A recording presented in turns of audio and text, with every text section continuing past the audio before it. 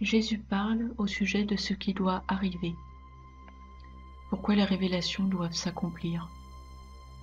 16 mars 2015, Parole de Jésus à Sœur Claire, traduite et lue par Justine. Ô Seigneur, comment ça se fait? Parfois je ressens si fortement que tu es sur le point d'arriver à n'importe quel moment, et puis d'autres jours cela semble s'estomper et prendre de la distance, et tout semble continuer comme d'habitude. C'est la nature humaine. Je n'aime pas ça. Oh, c'est douloureux de ne pas savoir quand ça va arriver. C'est douloureux pour moi, sachant ce que je dois accomplir. Je n'ai pas envie que le livre de l'Apocalypse s'accomplisse, mais c'est nécessaire pour que je puisse venir régner sur terre. Ce n'est pas ma volonté, mais la volonté de mon Père qui doit être faite, même si je réalise pleinement la nécessité de tout cela. Néanmoins, c'est extrêmement douloureux pour moi le fait que ces choses doivent se produire. Mais ce n'est pas destiné à tes yeux, mon amour. Tu n'as pas besoin d'être convaincu comme le reste du monde. Mes fiancés se sont déjà réunis à mes côtés, attendant ma venue pour elles. Ce sont les obstinés, pleins d'orgueil, d'assurance et d'autosatisfaction, aveuglés par de multiples désirs. Ce sont ceux pour qui les révélations doivent être accomplies. Waouh, Seigneur, ils doivent être des cas quasi désespérés pour que tu sois obligé d'en passer par tout cela pour les convaincre. Quiconque utiliserait les entrailles de la terre pour élever des créatures épouvantables et des pestes, ainsi qu'ils l'ont fait pour le contrôle du monde, eh bien, oui, ils ont besoin de sérieux ajustements d'attitude. Rien de moins que ce que j'ai prévu ne fonctionnera pour eux. Ne crois-tu pas que le Père et moi avons réfléchi sur toutes les options possibles pour retenir la moins dommageable? Oui, j'imagine. Bien que, étant Dieu, vous n'avez pas besoin d'y réfléchir. Oui, mais nous avons des conversations, oui, vraiment. Il y a tellement de choses à prendre en considération. Juste un exemple. Je leur ai donné la technologie propre il y a des décennies, énergie libre et gratuite.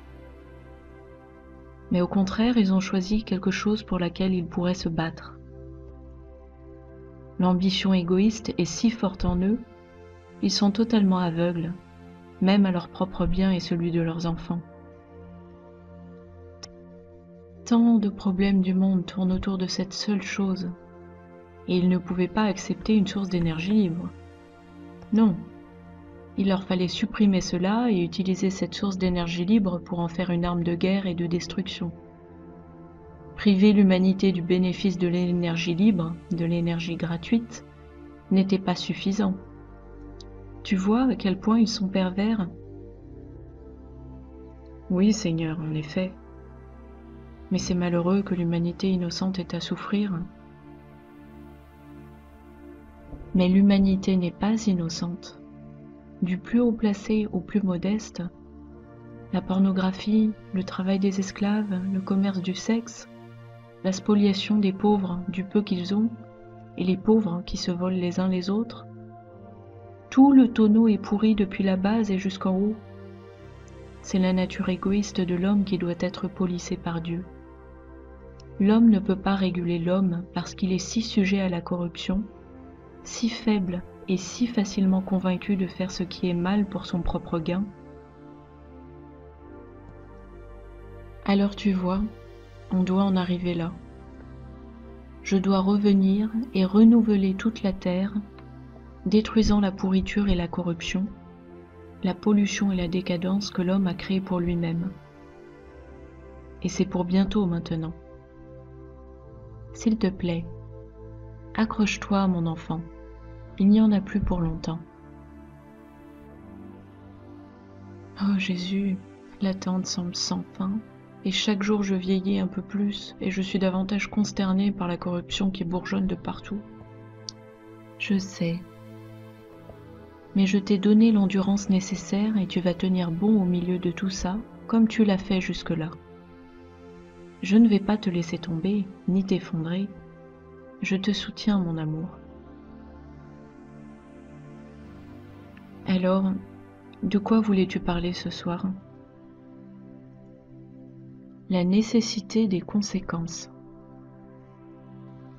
Il y en a tant qui m'attribuent ce qui devrait être attribué à l'homme lui-même et à Satan.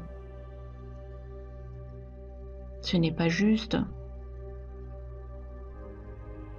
Je sais bien, mais il se trouve qu'ils refusent de voir la responsabilité de chaque être humain sur Terre dans les conséquences qui approchent. C'est comme un ivrogne qui blâme continuellement les autres pour ses problèmes, alors qu'en fait, ces problèmes ont été créés par lui et lui seul. Donc, plutôt que de pointer du doigt les vrais coupables, c'est tellement plus facile de me blâmer moi. Il cite toujours le fait que tu aies demandé aux Israélites de tuer chaque homme, femme et enfant quand ils sont partis à la conquête de la terre promise. Oui, parce qu'ils n'étaient pas présents quand les démons se sont accouplés avec les femmes, quand les nouveau-nés étaient offerts dans des chaudrons de cuivre chauffés au rouge en sacrifice à leur dieu, Moloch ou Satan. Ils n'étaient pas présents quand ces petits bébés hurlaient de douleur atroce. Ils n'étaient pas présents quand tout ce qu'ils possédaient était consacré à Satan. Ils n'ont pas vu qu'une maladie spirituelle cancéreuse a été implantée dans chaque homme, femme et enfant. Au moins, les bébés innocents sont au paradis avec moi. S'ils avaient grandi, ils seraient certainement en enfer avec le reste de leur famille pour avoir torturé et mis à mort d'innocents enfants. Il y a tant de choses que le monde ne voit pas et ignore, car il est beaucoup plus facile de se contenter de blâmer Dieu et de continuer sa vie dans le péché, justifiant son choix par l'affirmation que Dieu n'est pas juste et pas digne d'être écouté, ni qu'on lui obéisse. Certes, tous n'ont pas cet état d'esprit. Certains vivent une vie droite, mais me condamnent quand même pour les guerres de religion et ce genre de choses. Ils ne voient pas le véritable jeu de doigts tirant les ficelles. Mais ceux qui m'aiment voient bien cela. Ils reconnaissent la différence entre le bien et le mal. Ils me connaissent suffisamment pour me faire confiance dans le fait que, si je frappe par l'épée un groupe de personnes, c'est parce que ces gens sont voués à l'enfer pour avoir consacré leur vie à Satan et propagé son mode de vie. Et malgré cela, les Israélites ont continué d'embrasser des voies païennes, au point même de les intégrer dans mon temple, d'où leur chute. Vous ne pouvez pas mélanger le bien et le mal, ils s'annulent mutuellement. Salomon et d'autres leur ont permis de construire des chambres secrètes qui honoraient leur Dieu. C'était inévitablement voué à la destruction, avec la première concubine païenne que Salomon a prise pour femme. Que ce soit une leçon pour vous. Voyez comment une seule mauvaise pomme peut ruiner tout le tonneau. Il n'y a rien qui puisse tout à fait se comparer à la beauté et le réconfort d'une femme. Cela a façonné le cours de l'histoire et a été la chute de beaucoup de civilisations. Ainsi, quand je suis blâmée pour le mal en ce monde, c'est par ignorance et fierté. L'homme ne sait pas ou ne comprend pas ce qu'il s'est fait à lui-même. Et bien sûr, il ne veut pas être frustré ou corrigé, de sorte qu'il se rebiffe contre l'aiguillon. Il me blâme pour justifier sa vie de péché continuel. Voilà, mon amour, pourquoi je dois accomplir les prophéties d'Apocalypse. L'homme doit voir ce qu'il s'est infligé à lui-même et où cela l'a finalement conduit. Rien de ce que je fais n'est motivé par la colère, dans le sens où l'homme éprouve la colère. Pour lui, ce sont des représailles. Pour moi, c'est de l'éducation. Une éducation douloureuse, mais le lit qu'ils ont fait, ils doivent dormir dedans.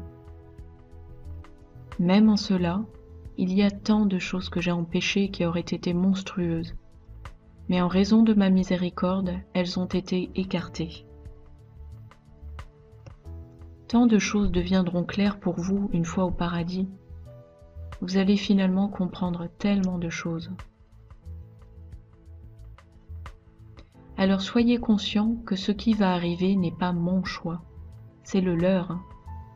Ce ne sont pas mes représailles, ce sont les conséquences de leur choix. Cela ne s'accomplit pas par haine envers l'homme, mais par amour, pour les réveiller à leur sens.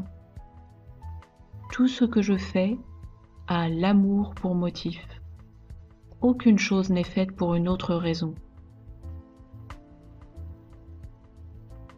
Même les âmes circonscrites en enfer, c'est ce qu'elles ont voulu. Elles étaient libres de faire ce choix. Qui suis-je pour outrepasser le libre arbitre? Je l'ai donné à l'homme afin qu'il puisse être libre de choisir le bien du mal. Que pouvais-je faire de plus? Rien, absolument rien. Quel dommage que les gens soient aveugles au point de ne pas voir que tu n'es pas l'auteur de leurs problèmes, mais eux-mêmes, avec l'aide de Satan.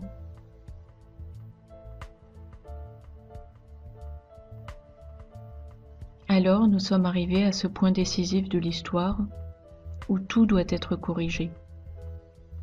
L'orgueil et l'arrogance doivent être exposés, la corruption doit être purgée. Les hommes doivent se voir offrir une nouvelle chance de choisir entre le bien et le mal. Je viens, il est temps.